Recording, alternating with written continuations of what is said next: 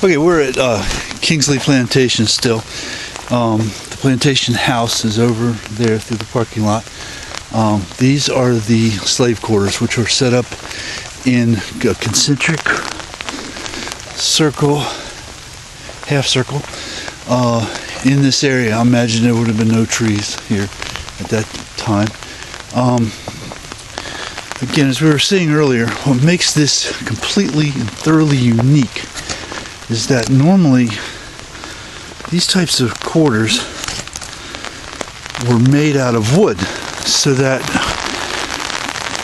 they are not extant anymore. This one had a fireplace. This makes me think it was more than just a slave quarter. But these were made out of this tabby, this coquina construction, shellfish construction. It's very, very cool. These are rough hewn, so they were redone to appear original, or they are original. There's another fireplace.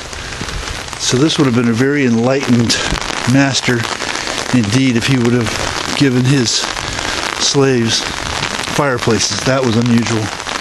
Even for up north, that would have been unusual.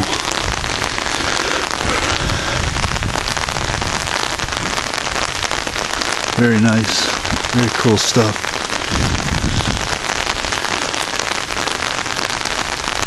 Typically,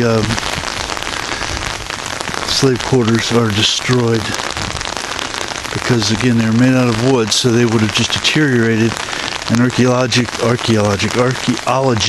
would have been able to find remnants through, carbon dating or whatever it is they do when they dig around the ground and see that a post had been somewhere for a certain amount of time. But you don't have to do that here. There's no imagination. These are here. Some are smaller than others, so I guess there was a hierarchy based on station. Maybe one of these would have been an overseer's house. Not very big, as you can see, but certainly big enough to lie down and have a meal in. I don't know that they're any less, that they're any smaller than a cracker cabin would be. Someone who lived out in the middle of the prairie, we've certainly seen some very small examples of those. This whole thing is very extensive. It goes all the way around. I didn't realize it went out that far around. It's very cool. Very neat. No fireplace there, at least no remnants of it. So if this is a restored version up here, with the wood restored, that would have been quite cozy and comfortable for a slave quarter. Not getting too far into the politics of it all, but no, this would have,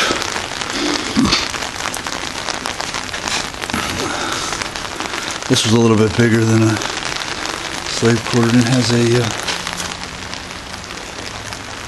fireplace in it. Maybe that was some sort of meeting house. This certainly does appear to be an unusually enlightened master.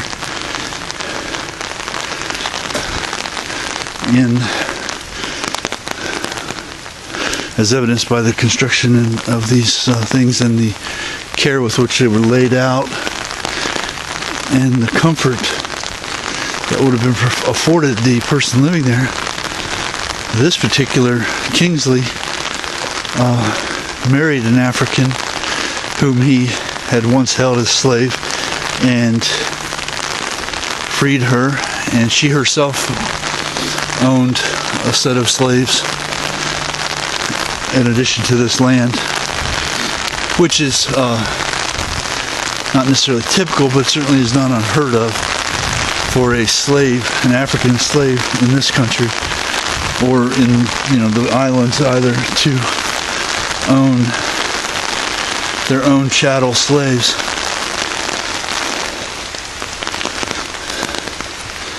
Again, I don't want to go so far as to say it was common, but it certainly was not unheard of. And there's another set of ruins a little further off here. You can probably hear the rain in the background. We're beneath a canopy of an umbrella. We're not going to let this rain situation destroy our day. They said the front was going to stall and move off during parts of the day. And apparently, it is slowly moving off. It's around noon, 12:15. So, this is an interesting one. This is pretty well destroyed. You can still see the remnants of the fireplace there. Very cool. Very, very neat.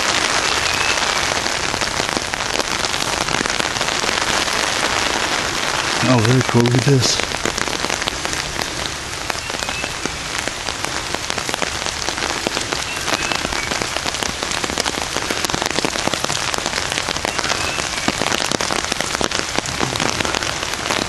Okay, with that, we're going to continue back and photograph